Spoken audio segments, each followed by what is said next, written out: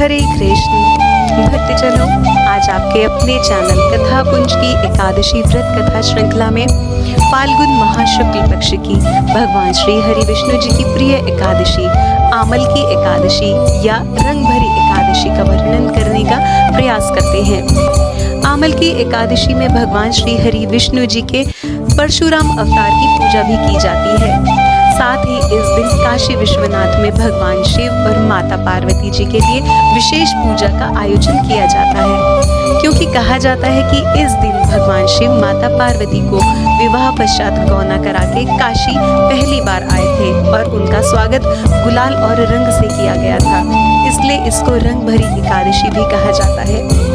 अर्थात हरि और हर की पूजा एक साथ करने का यह सुअवसर हम भक्तगणों को तीन रहा है। आमल की एकादशी एक महत्वपूर्ण पर्व के रूप में मनाई जाती है। इस दिन भगवान श्री हरि विष्णु जी को आंवला समर्पित किया जाता है और साथ ही आंवले के वृक्ष का पूजन भी किया जाता है। आंवला श्री हरि विष्णु जी को अति प्रिय है। ब्रह्मा जी की उत्पत्ति के समय ही भगवान विष्णु जी ने आंवले की उत्पत्ति की। आंवले का वृक्ष औषधीय गुणों से संपन्न है। यह स्वास्थ्य के लिए भी महत्वपूर्ण है। व्रत के दिन आंवले का प्रयोग अवश्य करना चाहिए। आइए आमल की एकादशी की कथा श्रवण करते हैं।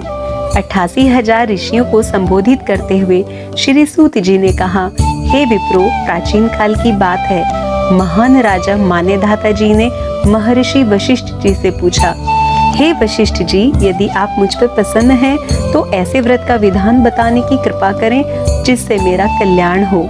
महर्षि वशिष्ठ जी ने कहा, हे राजन, आपसे मोक्ष देने वाली परम कल्याणकारी आमल की एकादशी के व्रत का वृतांत कहता हूँ। ध्यान से सुनिए। यह व्रत फाल्गुन माह के शुक्ल पक्ष में होता है। इस व्रत के प्रभाव से सभी पाप समूल नष्ट हो जाते हैं।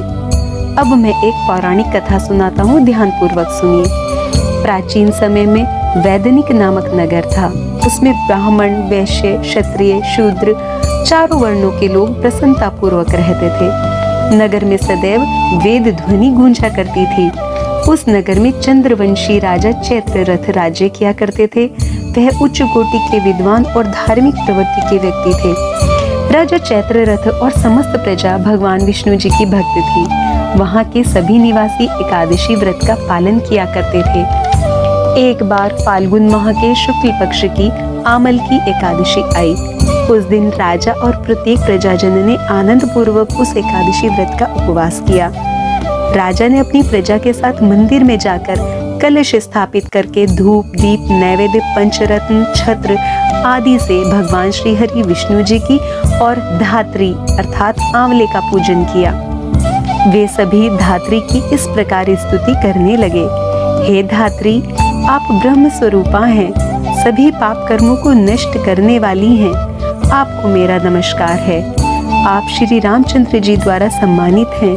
मैं आपसे प्रार्थना करता हूँ कि मेरे पापों का हरण कीजिए और मेरे द्वारा दिए गए इस अर्घ्य को स्वीकार कीजिए।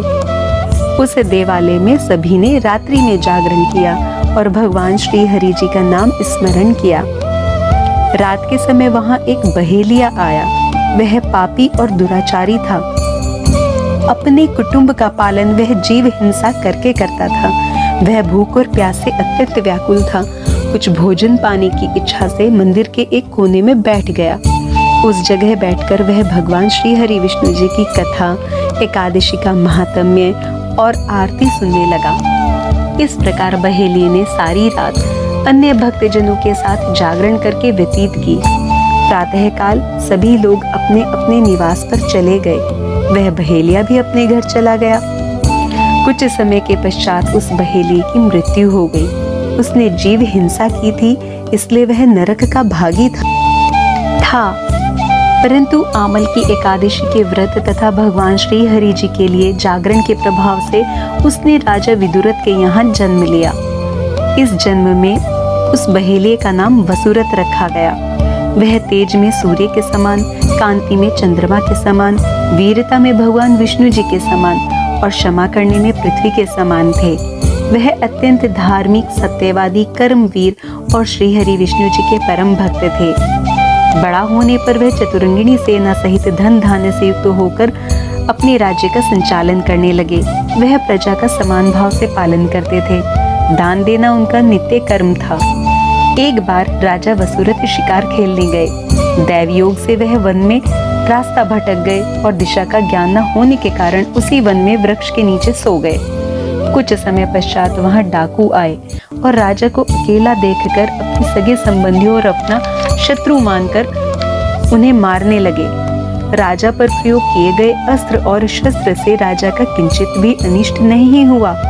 तभी राजा के शरीर से एक दिव्य स्त्री प्रकट हुई, जिनका स्वरूप अत्यंत सुंदर था। उनके नेत्रों से ज्वाला निकल रही थी। उन दिव्य स्वरूपिणी स्त्री ने देखते ही देखते राजा पर प्रहार करने वाले डाकुओं के समूह को काल का ग्रास बना दिया।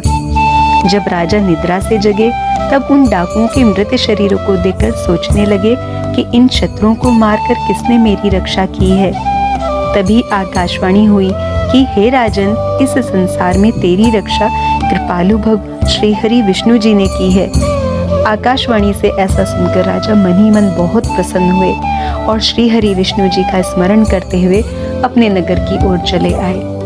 भगवान के भक्ति युक्त कर्म करते हुए सुखपूर्वक राजा अपना जीवन व्यतीत करने लगे। इस प्रकार महर्षि वशिष्ठ जी बोले, हे राजन, यह आमल की एकादशी के व्रत का प्रभाव था, जिससे राजा की रक्षा हुई और ईश्वर भक्ति से उनकी आत्मा पवित्र हुई।